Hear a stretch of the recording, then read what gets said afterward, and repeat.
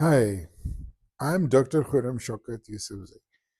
Today's video is about Strait of Hormuz. Strait of Hormuz is a place that where the sea is very narrow because at this point the width of the sea is only 21 miles or 33 kilometers. So that's why it's called a strait. And Hormuz is the name of a place near Iran. This is the place where the island of Kish is found, and also the port of Bandar Abbas, and also the port of Chabahar is also nearby, which is really adjacent to the port of Gwadar in Pakistan. Because of this special geographic location, because on the other side is United Arab Emirates, UAE, or Dubai. Exactly, the place is called Rasul Khaimah in Fujairah, which makes like a pointed horn, which makes this place very narrow, and it's a choke point.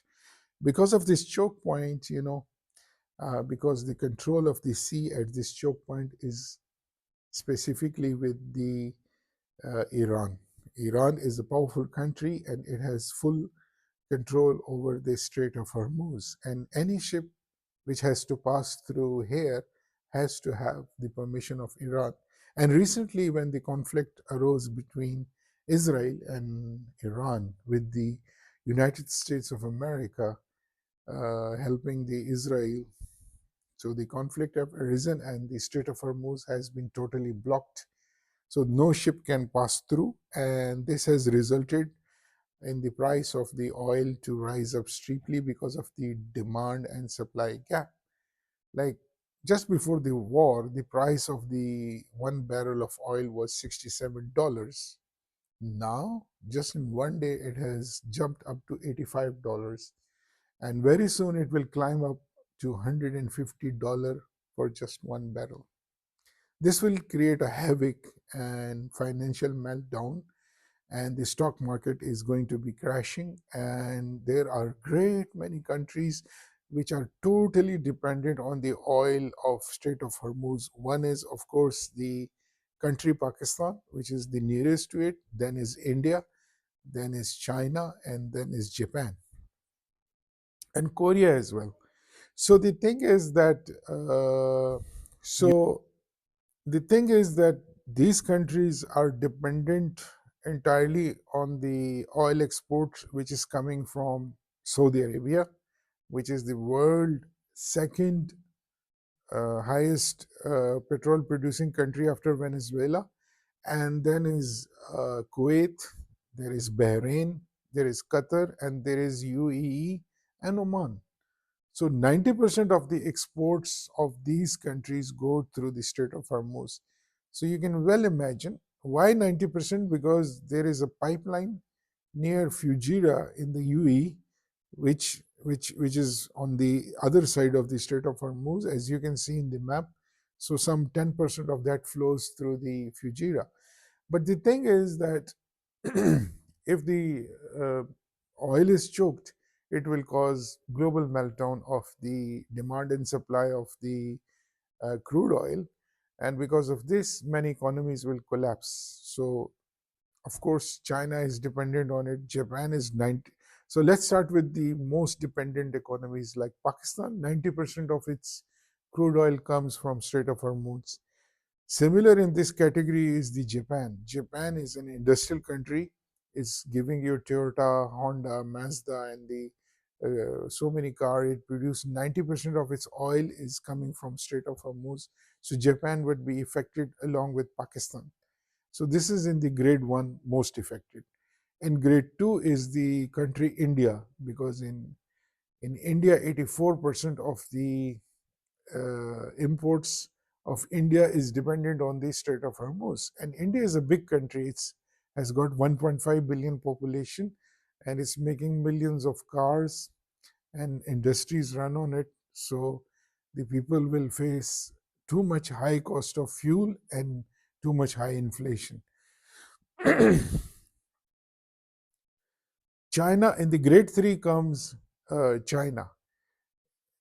China has dependence on the Strait of Hormuz of only 40%. 60% of the oil comes from the other places, among which 20% of that is coming from the Central Asia, and there is a pipeline that is coming from Turkmenistan right up to China and some other parts of Central Asia. So 20% comes from there, but 40% is a lot of big percentage. And China has 1 billion population, and it's the industrial basket of the world because it gives like cars, automobiles, so many products to the world, and most of the world markets have Chinese goods, and you require energy, and the energy is coming from Strait of Hormuz. So the Chinese economy is going to be affected because of this. So what remedies one can do? Like China may be buying more fuel from the Russia, and India would also do the same. But India has a big problem because 84% of the oil is coming from here, and to come from other side, the ship would have to come from the other parts of the world. Pakistan is has a unique, like let's talk about Pakistan has got a unique perspective because it has got a border with Iran, so it's not entirely dependent on the Strait of Hormuz. It can easily import its oil from the Iran, although it doesn't have a pipeline or something, but it does have a LNG pipeline which is coming right up to Gwadar, but it's not buying any LNG from that because of the sanctions. So the pipeline is there. Pakistan is paying the money, but it's not buying the oil from that NLG pipeline from Iran. So if there was a alternate pipeline like crude oil, it could have easily bypassed the Strait of Hormuz and it could have a cheaper oil from Iran, but Pakistan does not do that. Even if there is no pipeline, you can easily get the crude through tankers, and the trucks and tankers can bring the crude oil from Iran, and it can process it in Pakistan in the refineries.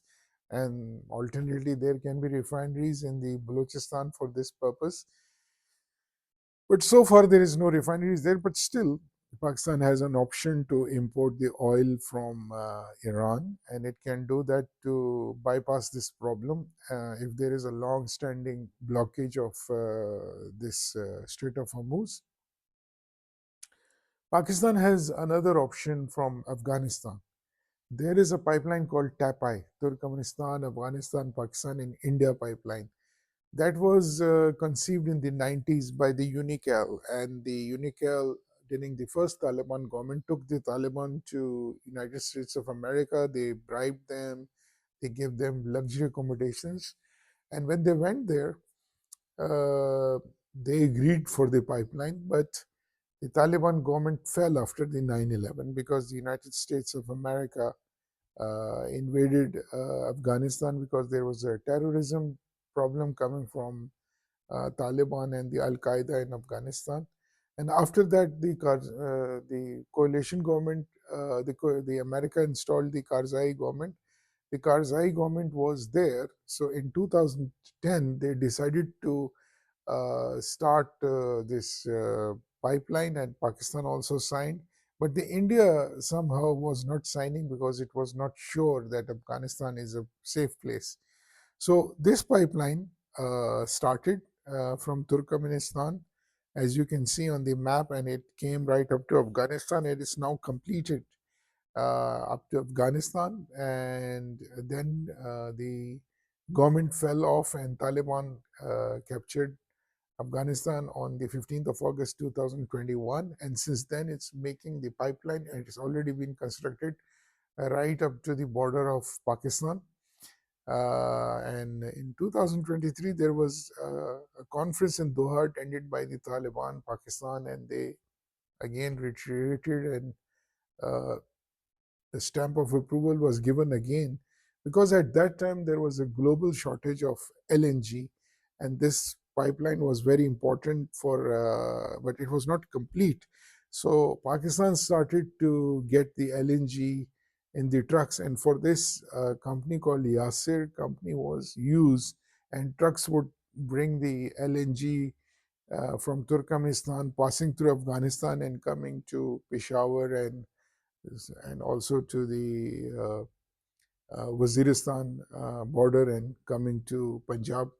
So this was also done in 2023, but again, uh, sometime it comes, sometime it doesn't, because Pakistan is getting a lot of LNG from Qatar now, so there is no problem. But after the Strait of Hormuz is blocked, this bringing of LNG or crude oil through the trucks from Turkmenistan to Pakistan or from Russia area, it could be started again. But the problem is there is a war going on between Pakistan and Afghanistan, and because of this issue, the borders are closed. So either Pakistan has to bring it from Afghanistan or from Iran. So I hope Pakistan also tries to make a pipeline from Iran to Pakistan, because in the pipeline the price of crude oil is cheaper because you don't use the shipping and the ports, so there is no charges for the shipping and the customs and damages, etc.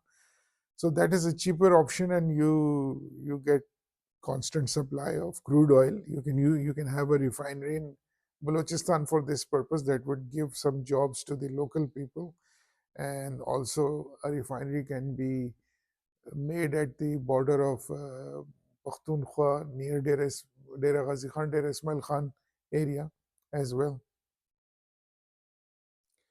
So I hope you like my well-researched video, because I bring my video after a lot of research, just like the other videos, with such wonderful information for which I deserve a like. And you also have to subscribe to the channel, because there are billions of videos to search, and to find this one you have to subscribe, otherwise you will not find a notification from for my new videos, for which you have to press the bell icon. And I hope you do that. So hope to see you soon, and take care. Goodbye.